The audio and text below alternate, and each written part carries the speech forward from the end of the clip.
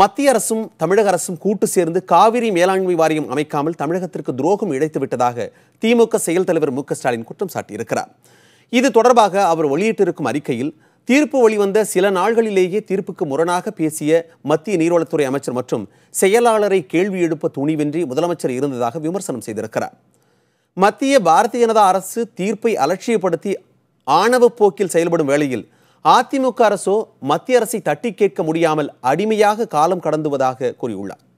அனைத்து கட்சி கூட்டத்தில் நிறைவேற்றப்பட்ட 3 தீர்மானங்களை செயல்படுத்த முடியாமல் அதிமுக அரசு படுதோல்வி அடைந்து விட்டதாகவும் ஸ்டாலின் அறிக்கையில் குறிப்பிட்டுள்ளார்.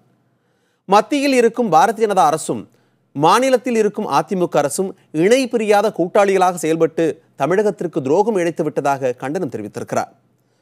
இப்போதாவது தமிழக அமைச்சரவையை கூட்டி மத்திய அரசு மற்றும் பிரதமரை கண்டித்து தீர்மானம் நிறைவேற்ற வேண்டும் என முதலமைச்சர் பழனிசாமிக்கு வலியுறுத்தியிருக்கிறார். உடனடியாக மத்திய அரசின் மீது நீதிமன்ற அவமதிப்பு வழக்கு தொடர்ந்து காவிரி மேலாண்மை வாரியத்தை அமைக்க நடவடிக்கை எடுக்க வேண்டும் என அவர் கேட்டுக்கொண்டுள்ளார்.